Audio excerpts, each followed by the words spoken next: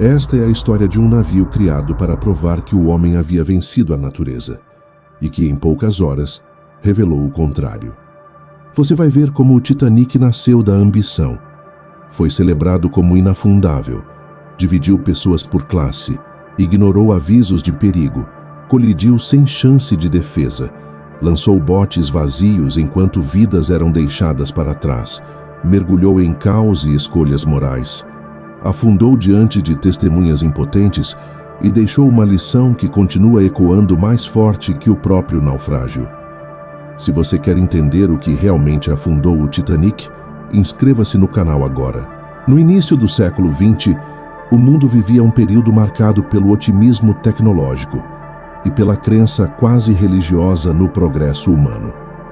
A eletricidade se expandia, as indústrias cresciam, as grandes potências competiam por rotas de comércio e a engenharia parecia capaz de superar qualquer limite imposto pela natureza.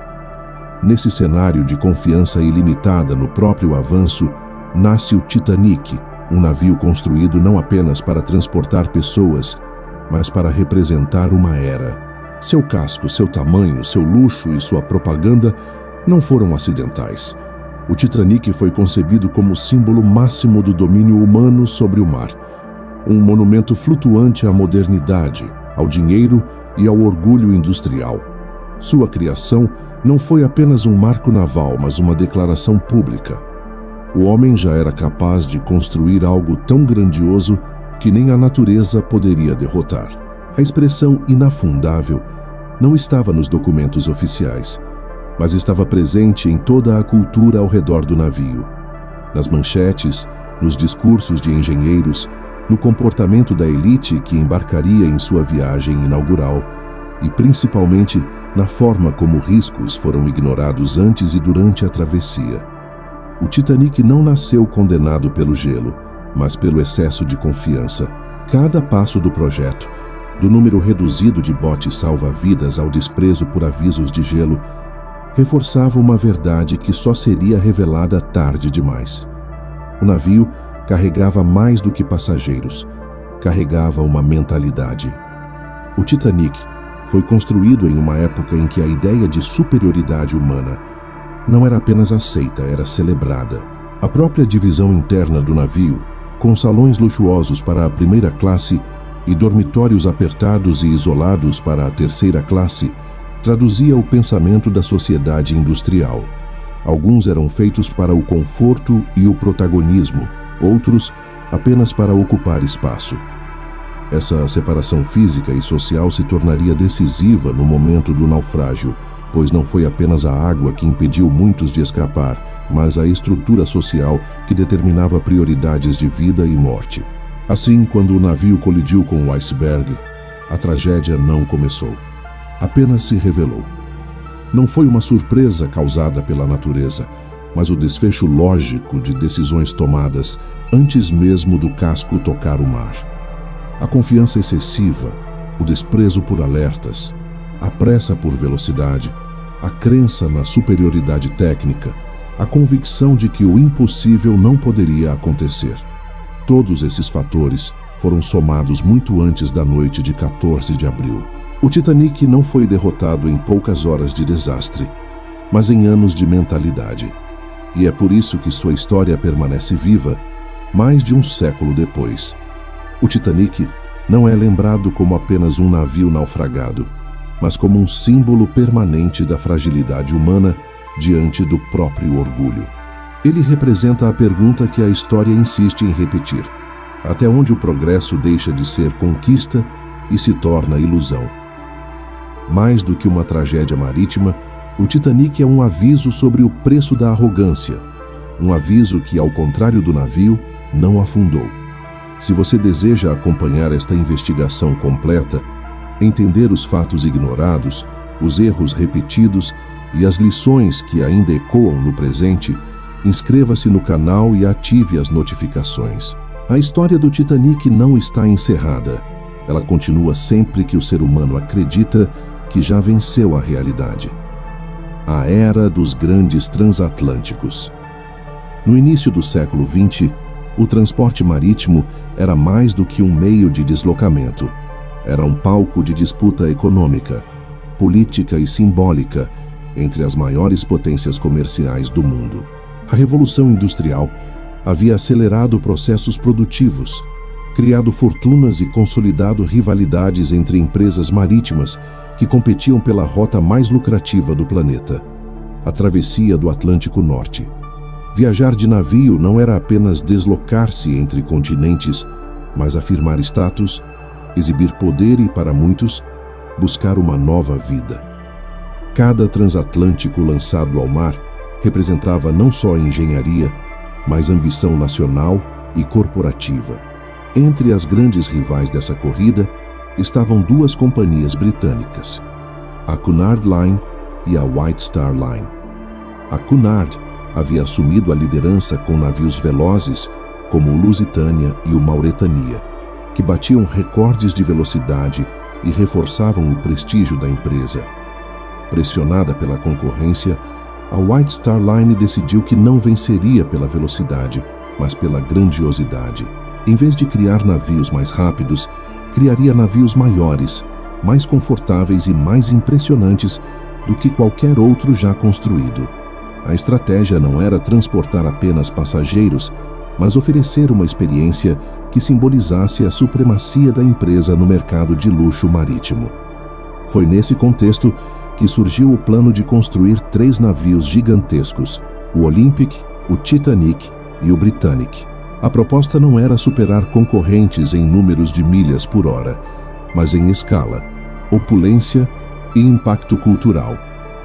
Cada um deles deveria se tornar um palácio flutuante, projetado para estimular manchetes, atrair milionários e solidificar a White Star Line como referência absoluta em viagens oceânicas. O Titanic, o segundo da tríade, seria o ápice dessa visão. Não apenas um navio, mas a representação física da convicção humana de que o progresso não tinha retorno. A construção desses navios demandou estaleiros ampliados, mão de obra especializada e engenharia em escala inédita. Para erguer o Titanic, foi necessário criar guindastes maiores do que qualquer outro existente, plataformas elevadas e estruturas de suporte reforçadas. A indústria naval britânica, orgulhosa de seu protagonismo, encarava o projeto como um símbolo do avanço europeu diante do mundo. Cada rebite, placa de aço e detalhe decorativo carregava um sentido que ia além do utilitário. O Titanic nasceu para ser uma prova de que o homem já dominava o mar tanto quanto sonhava dominar o céu. Mas esse orgulho possuía um custo oculto. À medida que crescia a confiança na própria capacidade de construir, também crescia a crença de que nada poderia dar errado. A tecnologia começava a ser vista não como ferramenta, mas como garantia absoluta de segurança. A engenharia naval não falharia, o aço não cederia, o oceano não seria um desafio. Esse pensamento moldaria não só o navio, mas as decisões que o acompanhariam até sua última noite. A era dos grandes transatlânticos foi, na prática, a era da competição pela superioridade. Cada navio lançado era uma tentativa de provar domínio, e o Titanic simbolizava o auge desse ciclo. Ele não foi criado como meio de transporte, mas como monumento à confiança humana em si mesma. Essa mentalidade seria um dos elementos centrais da tragédia que viria depois, pois um navio construído para representar invencibilidade carregava em si a semente do erro, acreditar que a natureza já havia sido vencida. O projeto do navio inafundável. O Titanic não foi projetado apenas como um meio de transporte marítimo, mas como uma obra de engenharia, cuja própria existência deveria ser uma afirmação de invencibilidade. A White Star Line pretendia criar um navio que superasse todos os anteriores, não em velocidade, mas em grandeza, conforto e segurança.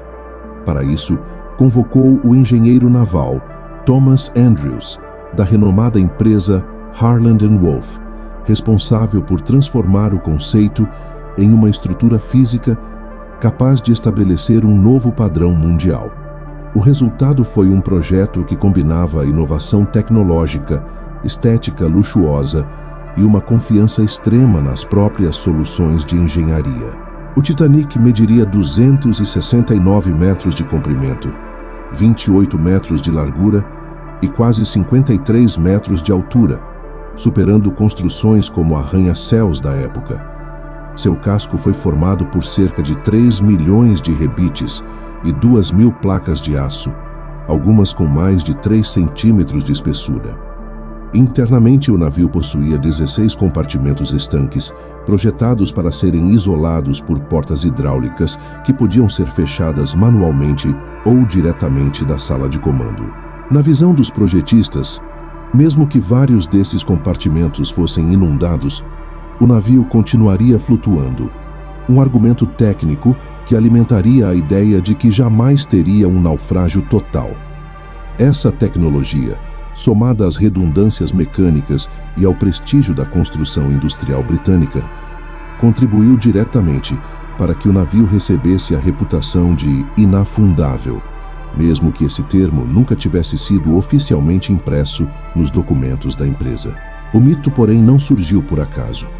A imprensa o divulgava com entusiasmo, investidores o repetiam com orgulho, e a elite que comprava passagens tratava o Titanic como símbolo da segurança absoluta da era moderna. O navio já estava envolto em uma aura de perfeição antes mesmo de tocar o mar pela primeira vez. No entanto, esse projeto, considerado avançado, também continha omissões importantes. Os compartimentos estanques, por exemplo, não iam até o topo do casco, o que significava que, apesar de isolarem vazamentos iniciais, à medida que a água subisse nível por nível, ela poderia transbordar para os compartimentos seguintes. Em teoria, 4 compartimentos poderiam ser inundados sem perda de flutuação. Na prática, o Titanic exigia que o impacto fosse mínimo e frontal, não lateral. Quando o acidente real ocorreu, esse detalhe técnico se mostrou decisivo. Outro ponto crucial foi a escolha e quantidade dos botes salva-vidas. O Titanic poderia transportar mais de 2.200 pessoas entre passageiros e tripulação, mas levava botes suficientes apenas para cerca de metade delas.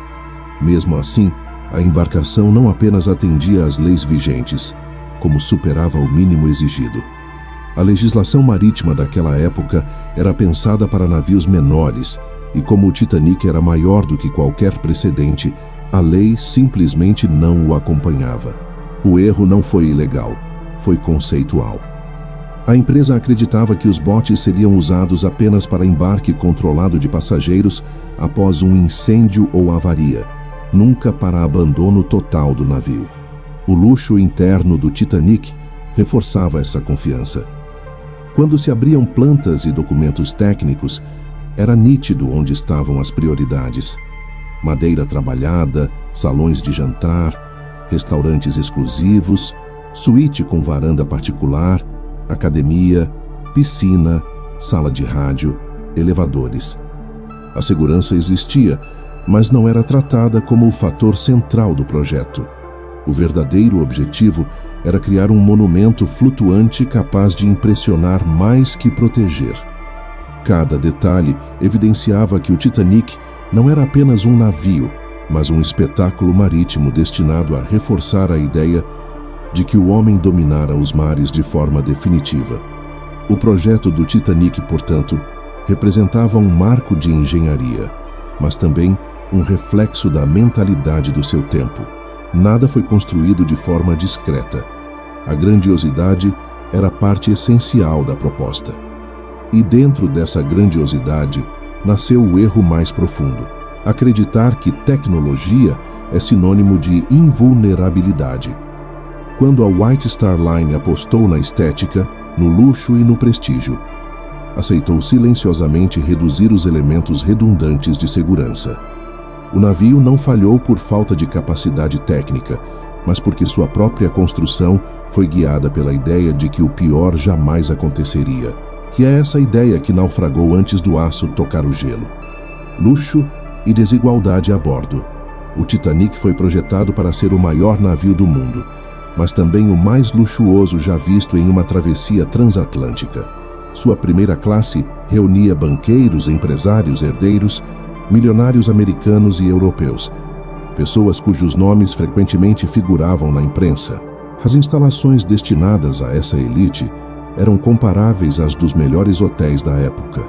Salões com lareiras, restaurantes com louças finas, biblioteca, sala de jantar com orquestra, academia com equipamentos modernos, piscina aquecida, barbearia, elevadores elétricos e até um deck destinado exclusivamente a passeios ao ar livre. Tudo ali era pensado para que os passageiros da primeira classe não sentissem que estavam em um navio, mas em um palácio que temporariamente flutuava. Ao mesmo tempo, no mesmo navio, em níveis inferiores e com acesso restrito, viajavam centenas de passageiros da terceira classe, compostos por imigrantes europeus tentando começar uma nova vida na América.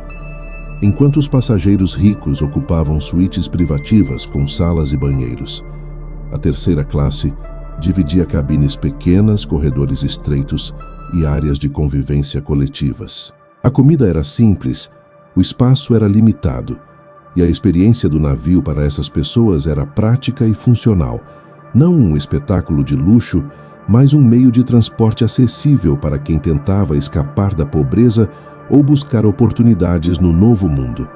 Essa divisão não era apenas econômica, ela era estrutural e física.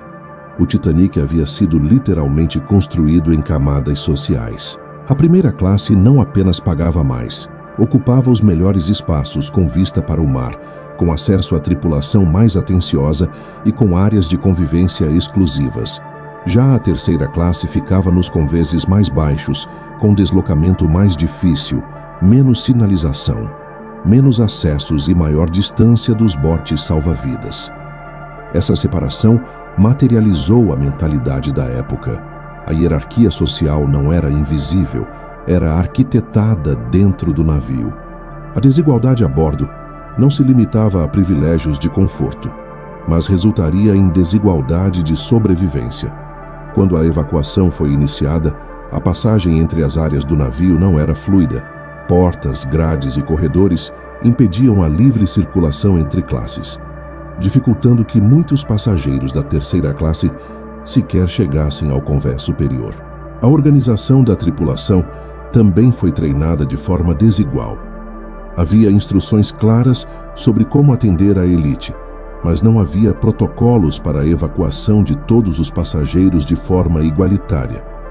O Titanic transportava uma sociedade inteira em escala reduzida, e essa sociedade afundou da mesma forma que vivia, com prioridade para alguns e abandono para outros.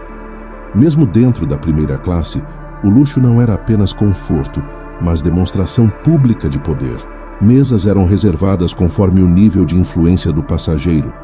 Jantares eram eventos sociais para exibir riqueza, e a presença de milionários como John Jacob Astor, Benjamin Guggenheim ou Isidore Straus transformava a travessia em um acontecimento social. A viagem inaugural não era apenas um deslocamento marítimo, mas um evento de prestígio internacional. A bordo, a diferença entre as classes era tratada como natural e inevitável. Passageiros ricos viajavam com empregados pessoais, roupas específicas para cada refeição e mordomos exclusivos. Já os imigrantes viajavam com toda a bagagem possível, roupas básicas e a esperança de recomeço. Enquanto alguns discutiam arte, política e negócios internacionais, outros levavam consigo apenas documentos, economias e sonhos de sobreviver ao outro lado do oceano. O Titanic era grandioso porque carregava extremos, e todos eles seriam atingidos pela mesma água na madrugada de 15 de abril. Assim, quando o navio começou a afundar, a tragédia não foi compartilhada da mesma forma. O Titanic provou que a água atinge a todos, mas o acesso às chances de sobrevivência não. A desigualdade social tão normalizada a bordo tornou-se evidente quando vidas começaram a depender de proximidade com os botes, orientação da tripulação e presença no convés correto. A tragédia expôs uma verdade incômoda. O navio não foi apenas um símbolo de luxo, mas um retrato fiel da divisão humana. Uma divisão que se manteve até os momentos finais, quando alguns garantiram assento para viver e outros permaneceram trancados na parte inferior do navio, esperando uma instrução que nunca chegaria. Alertas ignorados sobre gelo. Durante a viagem inaugural do Titanic, o navio recebeu uma série de avisos enviados por telégrafo sem fio que alertavam sobre a presença de grandes icebergs na rota do Atlântico Norte. Esses avisos foram transmitidos por outras embarcações que navegavam na mesma região, entre elas o Caronia, o Baltic, o America e mais tarde o Californian. Todos relatavam a presença de campos de gelo e blocos flutuando em áreas próximas ao curso do Titanic.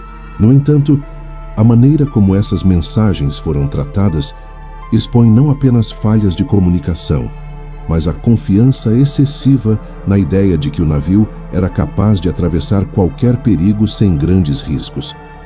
O Titanic navegava em velocidade elevada, próxima aos 22 nós, apesar de estar entrando em uma zona de gelo conhecida. A justificativa para manter a velocidade era simples. Chegar a Nova York dentro do prazo reforçaria o prestígio da viagem inaugural e validaria o poder da White Star Line. Não havia pressa oficial declarada, mas havia expectativa. A elite a bordo aguardava uma travessia sem interrupções, e o próprio capitão Edward Smith, um homem com mais de 40 anos de experiência, parecia confiante de que os riscos eram mínimos. Os icebergs eram conhecidos, mas não eram vistos como ameaça imediata. Eram tratados como obstáculos comuns da navegação, não como risco de catástrofe. Um dos avisos mais importantes foi enviado pelo navio Mesaba, contendo informações detalhadas de uma larga barreira de gelo à frente da rota do Titanic. Porém, essa mensagem nunca chegou à ponte de comando.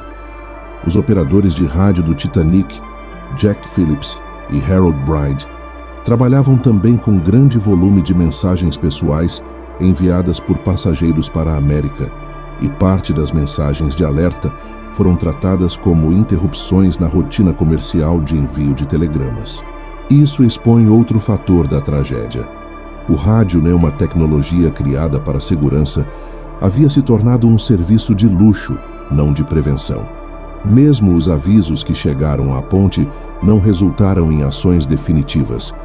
O capitão alterou levemente o curso, deslocando o navio para o sul, mas não reduziu sua velocidade, procedimento que teria sido padrão em qualquer navio mais cauteloso. A confiança no Titanic funcionava como filtro psicológico. Os avisos eram registrados, mas não eram encarados como urgentes. A crença de que o navio poderia resistir a qualquer impacto reduziu a seriedade com que avisos externos foram tratados. Não era apenas erro humano, era uma mentalidade institucional. O fator decisivo dessa negligência é que o oceano, naquela noite, estava extremamente calmo. Não havia ondas quebrando contra a base dos icebergs, o que dificultava a observação visual. Além disso, os vigias no mastro do navio estavam sem binóculos, porque o equipamento havia sido trancado em um armário cuja chave ficou com um oficial que não embarcou. Não foi falta de tecnologia, foi falta de prioridade.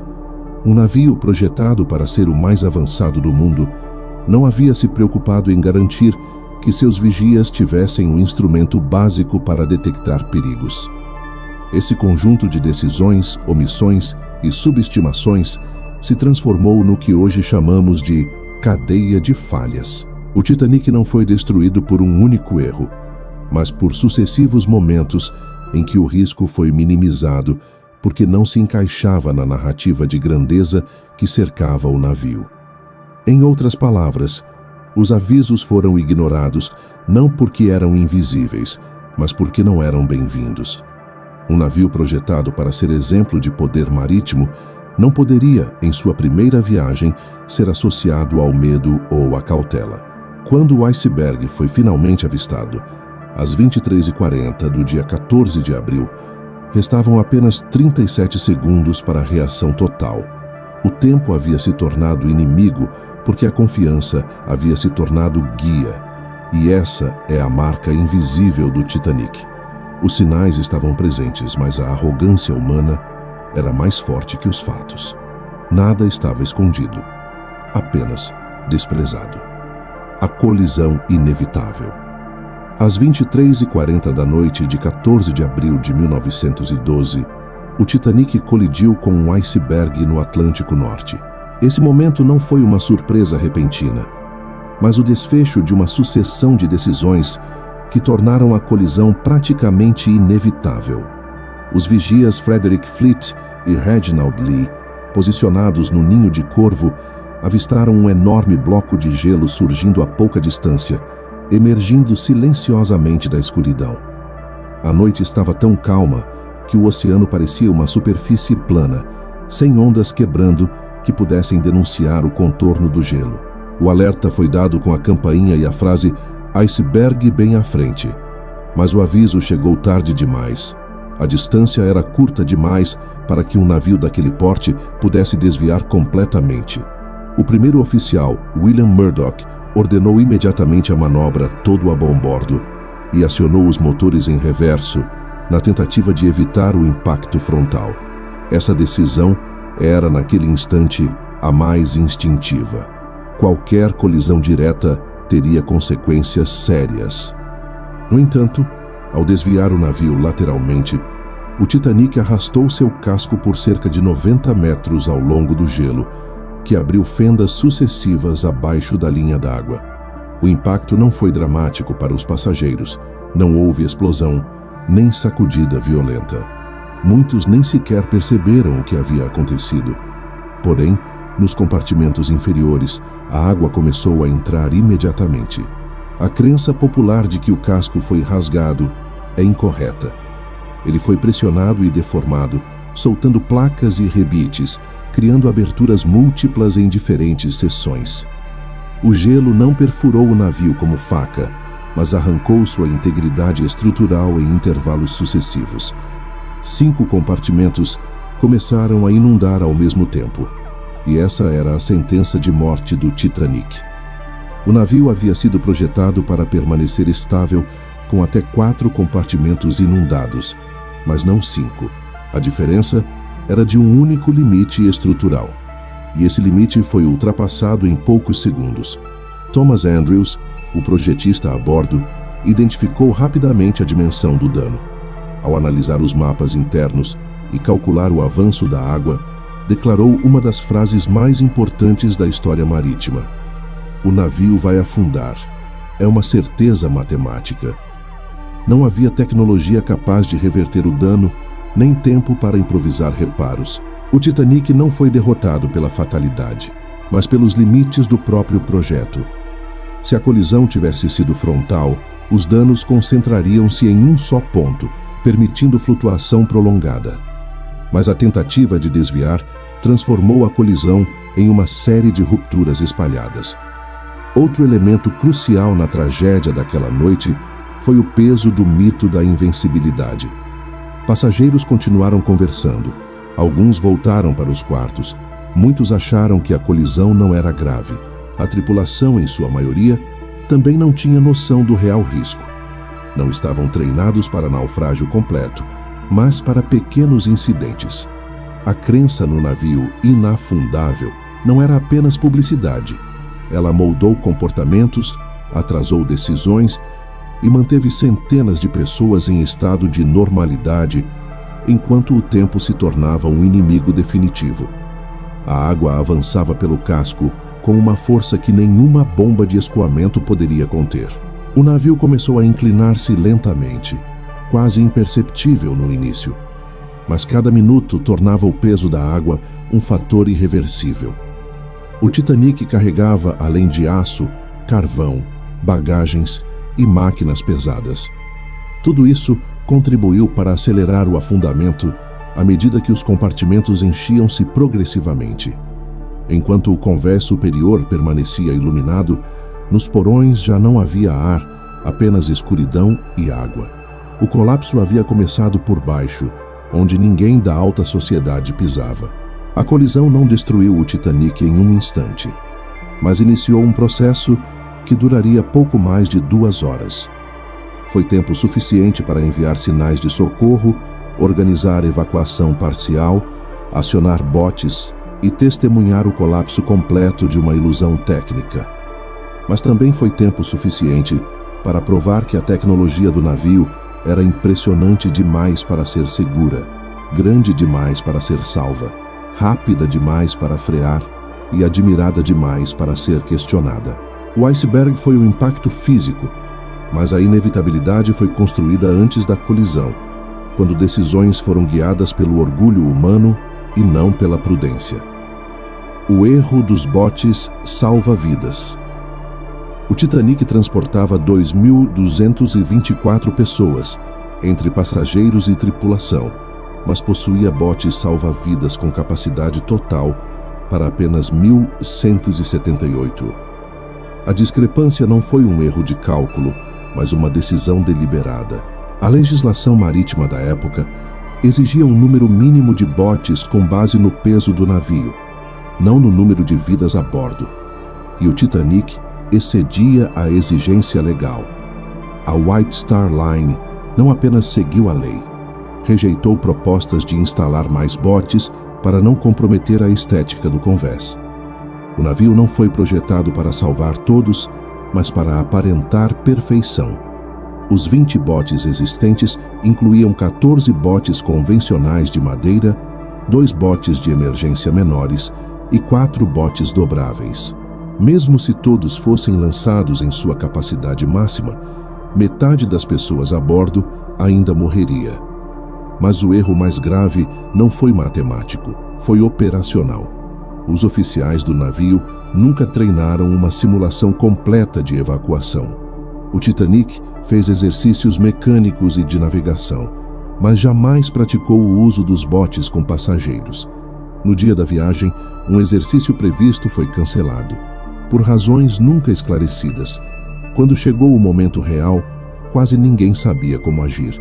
Essa falta de preparo ficou evidente logo nos primeiros minutos da evacuação. O primeiro bote a ser lançado, o de número 7, desceu com apenas 27 pessoas a bordo, embora tivesse espaço para 65.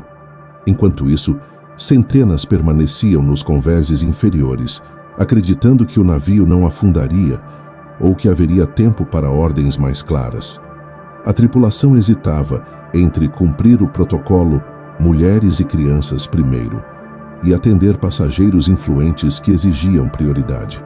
A ausência de comando unificado transformou o convés em um cenário de improvisação e pânico gradual. A decisão de priorizar mulheres e crianças tinha uma lógica de moralidade marítima, mas foi aplicada de forma desigual. No lado de estibordo, o primeiro oficial Murdoch interpretou a regra como mulheres e crianças primeiro, mas homens se houver espaço. No lado de bombordo, o segundo oficial Lightoller aplicou a regra de maneira rígida. Nenhum homem adulto embarcaria enquanto houvesse mulheres e crianças por perto. Essa diferença provocou números contrastantes. Alguns botes partiram com homens a bordo, enquanto outros desceram quase vazios esperando passageiras que nunca chegariam. A tripulação também enfrentou resistência psicológica dos próprios passageiros. Muitos da primeira classe se recusaram a embarcar nos botes, porque acreditavam que o Titanic era mais seguro do que uma pequena embarcação no mar escuro. O excesso de confiança, cultivado pelo mito do navio inafundável, atrasou o preenchimento dos botes. Havia espaço para ser salvo, mas faltava a compreensão de que o navio realmente afundaria. Quando essa percepção finalmente alcançou as pessoas, os botes já estavam indo embora sem lotação máxima. Enquanto nos níveis superiores os botes estavam sendo lançados, nos decks inferiores a história era outra. Passageiros da terceira classe, mal informados e com acesso bloqueado por barreiras físicas, ou funcionários que seguiam ordens restritas, demoraram muito mais para chegar à área de embarque. Para muitos, a tragédia não foi apenas falta de lugar, mas falta de permissão. A desigualdade social, evidente no design do navio, tornou-se desigualdade de sobrevivência. Mesmo quando finalmente compreendida a emergência, o Titanic já havia perdido tempo demais para esvaziar o navio.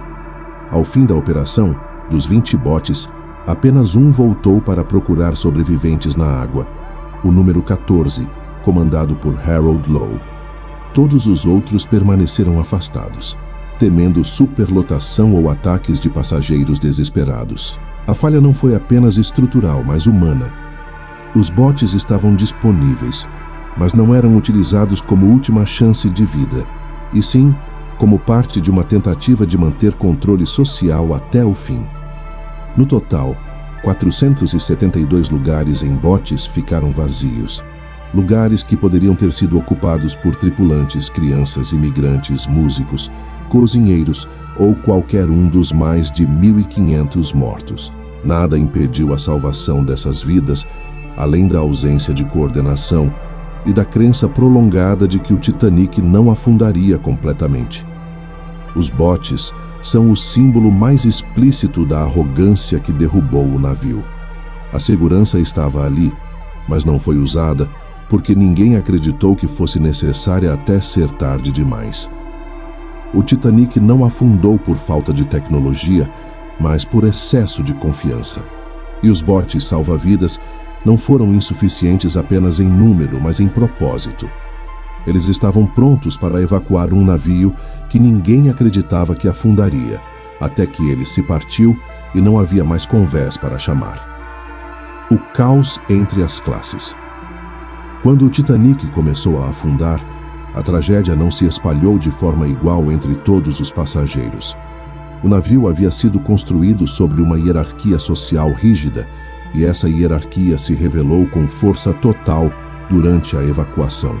Enquanto os passageiros da primeira classe foram informados rapidamente sobre a necessidade de embarcar nos botes, muitos da segunda classe receberam informações atrasadas e fragmentadas, e os passageiros da terceira classe, em grande parte, tiveram de descobrir sozinhos que o navio estava condenado.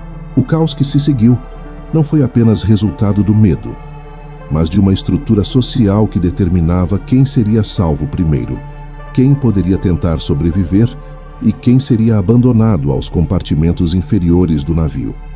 Assim que a tripulação começou a organizar o embarque nos botes, a primeira classe não apenas teve acesso mais rápido às saídas, mas também recebeu orientação direta da equipe de bordo. Tripulantes percorriam corredores avisando com educação, chamando passageiras pelo nome, batendo às portas de cabines. Para as classes inferiores, o alerta era impreciso ou inexistente. Alguns passageiros da terceira classe foram acordados apenas quando a água já começava a invadir seus corredores. Outros relataram que só perceberam a gravidade do ocorrido ao sentirem o navio inclinar-se sob os próprios pés.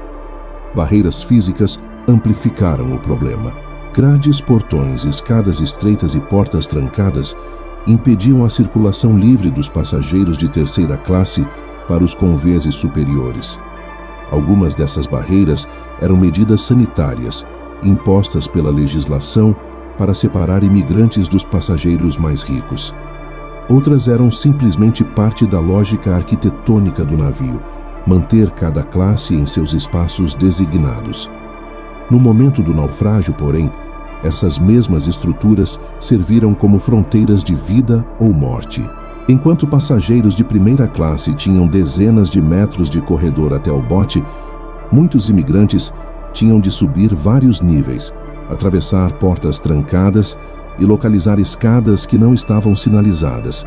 A própria organização da tripulação reforçava o caos. Os oficiais e marinheiros foram treinados para servir prioritariamente as classes altas. Quase nenhum havia sido instruído sobre evacuação total.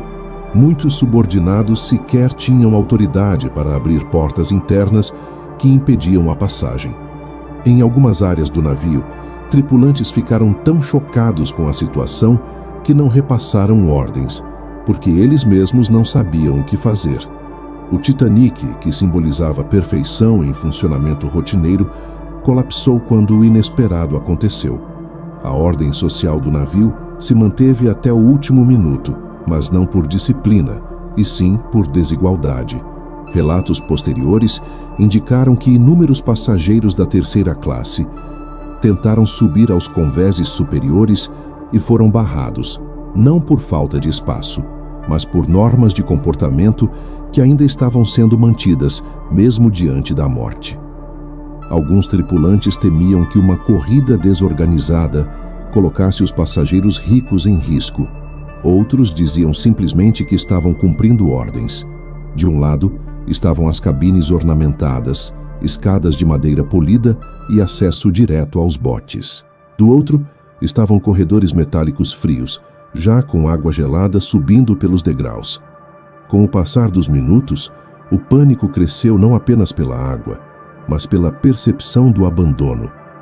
Enquanto as classes superiores enfrentavam a angústia da escolha moral, deixar maridos para trás e embarcar em botes incompletos, a terceira classe enfrentava a ausência total de escolha. A luta por sobrevivência ali não era disputa por vaga, mas disputa por acesso. A tragédia não foi apenas o afundamento do navio, mas o afundamento da ilusão de que todos os passageiros estavam sob a mesma proteção. Quando os últimos botes partiram e o destino do navio já era irreversível, centenas de pessoas ainda estavam presas nos convéses inferiores. Algumas famílias inteiras nunca chegaram sequer a ver o convés dos botes. Outras conseguiram subir, mas encontraram apenas o casco inclinado e o oceano à espera. O Titanic, que havia sido construído para representar o auge da civilização moderna, terminou revelando que a modernidade não havia eliminado as divisões humanas, apenas as havia colocado em um navio maior. Ao final, os números confirmaram o que a arquitetura do Titanic já anunciava. Dos passageiros da primeira classe, 60% sobreviveram. Da segunda classe, 42%. Da terceira classe, apenas 25%. A água matou, mas a estrutura social escolheu quem teria tempo para tentar escapar dela. O mar foi democrático. O navio não foi. A última música e os heróis silenciosos. Enquanto o Titanic afundava lentamente no Atlântico Norte, alguns tripulantes desempenharam papéis que não foram registrados em manuais de segurança, mas na memória histórica. Entre eles estavam os músicos da orquestra do navio, liderados por Wallace Hartley. Eles receberam ordem para levar seus instrumentos ao convés na tentativa de manter a calma entre os passageiros, mas permaneceram ali por escolha própria, não por obrigação.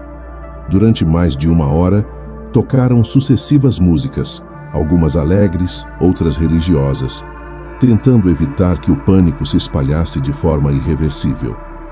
Nenhum deles sobreviveu. A orquestra não salvou vidas fisicamente, mas serviu como tentativa final de preservar dignidade em meio ao caos. A presença da música provocou um efeito psicológico inesperado. Muitos passageiros, especialmente da primeira classe, descreveram aquele momento como irreal, como se estivessem diante de um evento teatral e não de uma tragédia real. Para alguns, a música representou conforto. Para outros, representou negação, um lembrete de que, mesmo diante da morte, a ideia de manter as aparências ainda dominava o ambiente. Quando relatos posteriores mencionaram a possível última música tocada, muitos mencionaram o hino cristão Nearer My God to Thee, embora não exista confirmação definitiva. O simbolismo, porém, superou a precisão histórica. O navio afundava, mas a música continuava. Enquanto isso, em outra parte do navio, os operadores de rádio também se tornavam heróis silenciosos. Jack Phillips e Harold Bride continuaram transmitindo sinais de socorro, mesmo quando já sabiam que talvez não houvesse resgate a tempo.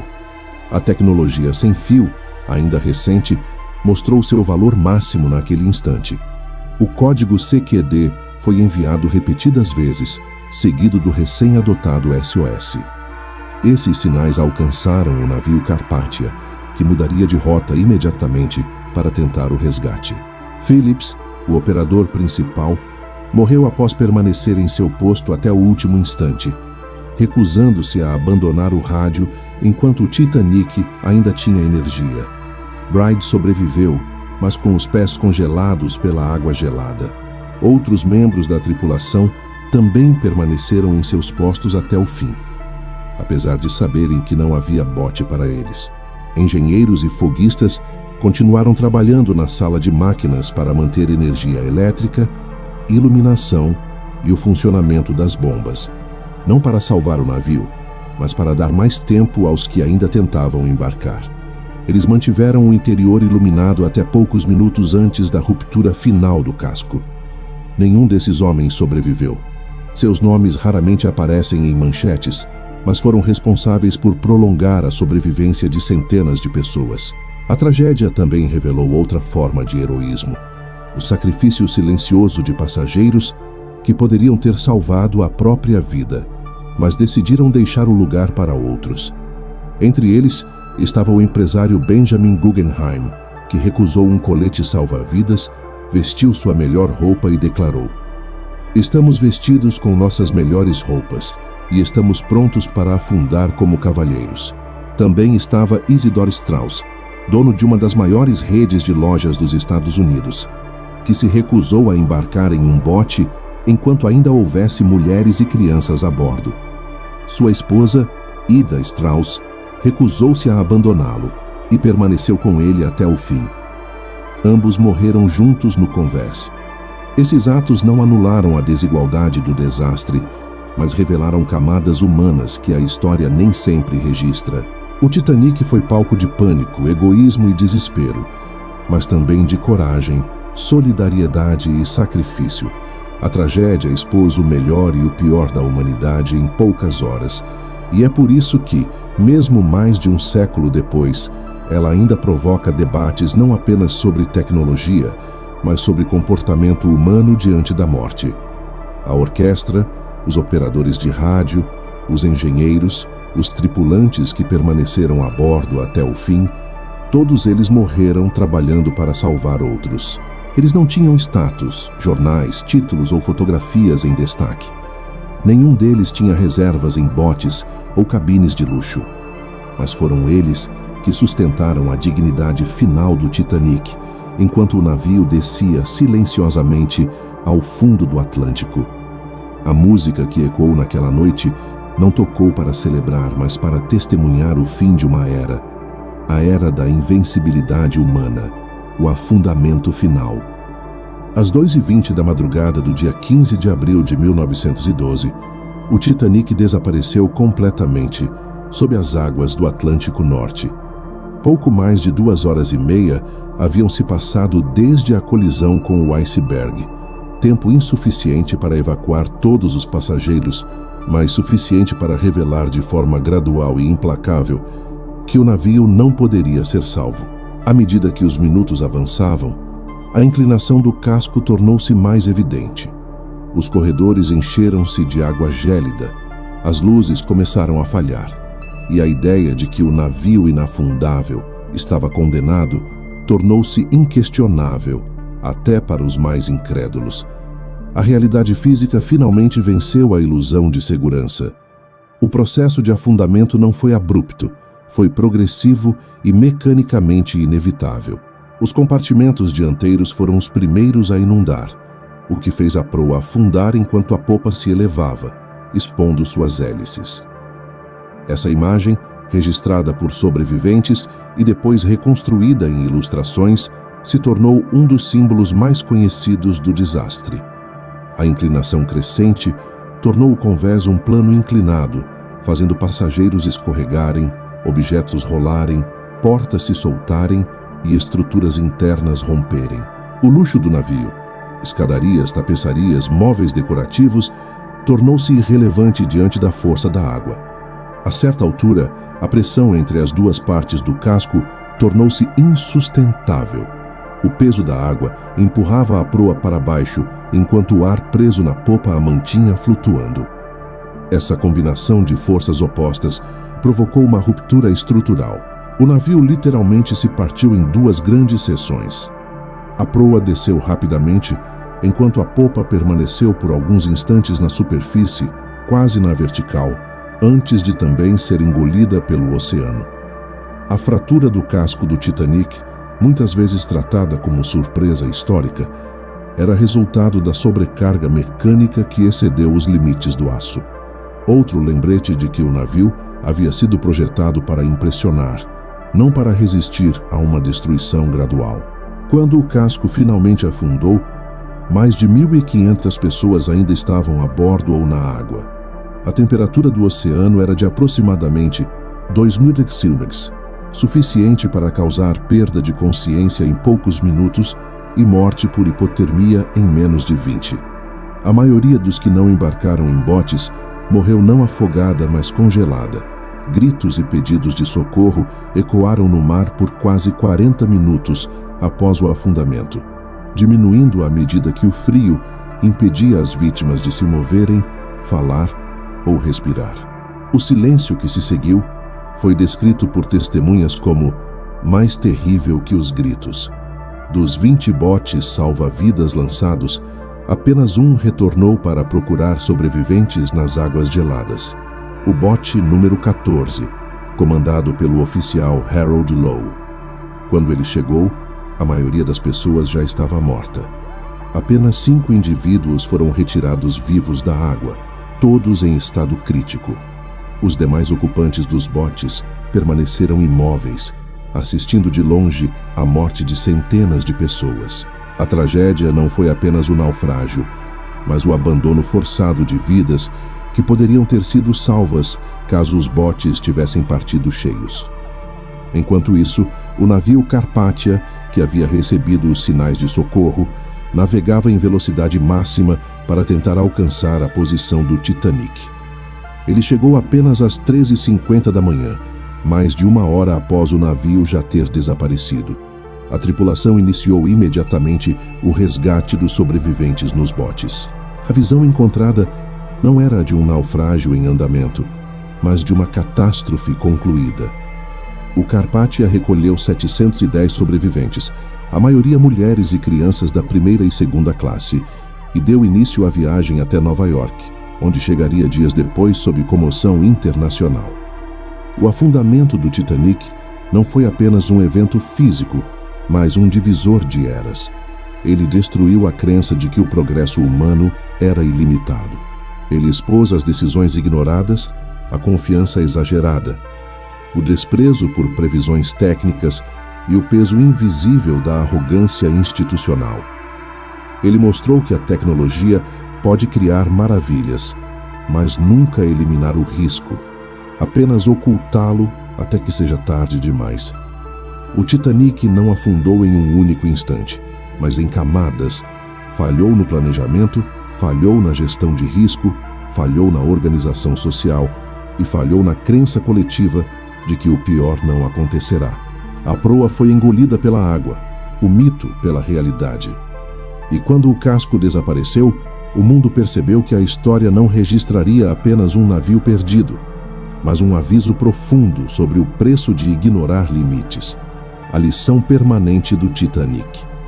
O Titanic deixou de existir fisicamente em 1912, mas nunca deixou de existir simbolicamente. Mais de um século depois, ele continua sendo objeto de livros, filmes, documentários, debates acadêmicos e reflexões sociais. Não porque foi o único grande navio a naufragar. Outros antes e depois dele causaram mais mortes e destruições, mas porque o Titanic não afundou apenas no mar, ele afundou no imaginário humano. Ele não foi derrotado pela força da natureza, mas pelas certezas humanas que o construíram. Ele representa a queda não de uma embarcação, mas de uma ideia. A ideia de que a tecnologia pode superar os limites do erro humano, da imprevisibilidade e do risco. Após a tragédia, investigações oficiais foram abertas no Reino Unido e nos Estados Unidos. O objetivo era descobrir o que havia causado o naufrágio, mas o que foi descoberto era maior que a pergunta inicial. Ficou claro que o desastre não foi acidente isolado, mas resultado de decisões acumuladas, legislação desatualizada sobre equipamentos de segurança, número insuficiente de botes, desprezo por alertas de gelo, excesso de velocidade em área de risco, falhas de comunicação interna e uma confiança generalizada de que o navio resistiria a qualquer impacto. O Titanic provou que a impressão de invencibilidade é, em si, uma vulnerabilidade estrutural. Como consequência direta, conferências internacionais revisaram normas marítimas. Tornou-se obrigatório que navios tivessem botes para todos a bordo, que operadores de rádio estivessem de plantão 24 horas por dia, que rotas fossem ajustadas conforme registros de gelo e que embarcações realizassem exercícios reais de evacuação. O Titanic, na prática, sacrificou 1.500 vidas para obrigar o mundo a reconhecer falhas que não deveriam existir. Essa é uma das ironias permanentes da história. A tragédia que se acreditava impossível se tornou o motivo para que ela não se repetisse com a mesma escala. Mas há outra dimensão da lição, menos técnica e mais humana. O Titanic expôs que o maior risco não está apenas no mar ou no gelo, mas na mentalidade que governa decisões.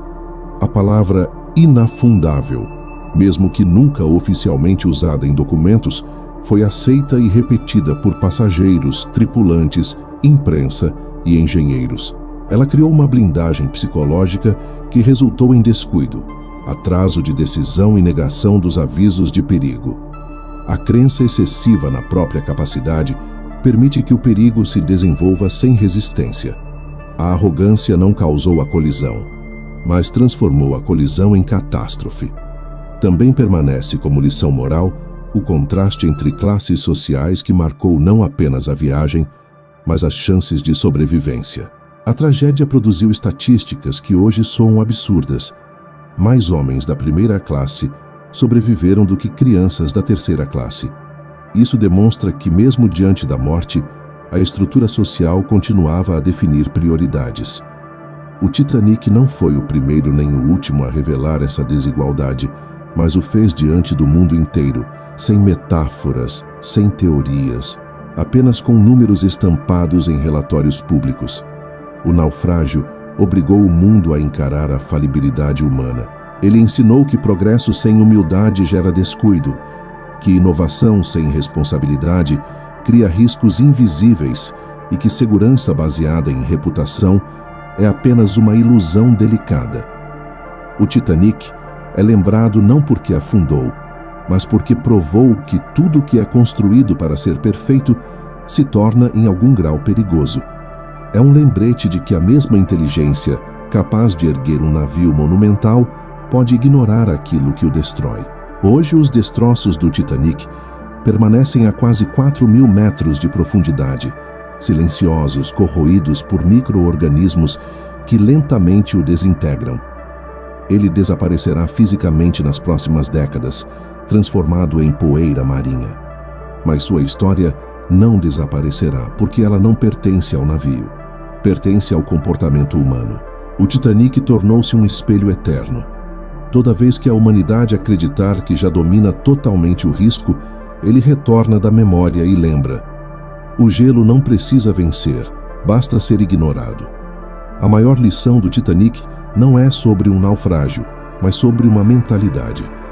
E enquanto existirem decisões guiadas pela certeza absoluta, enquanto o progresso for confundido com infalibilidade, enquanto a aparência de segurança for tratada como segurança real, o Titanic continuará atual.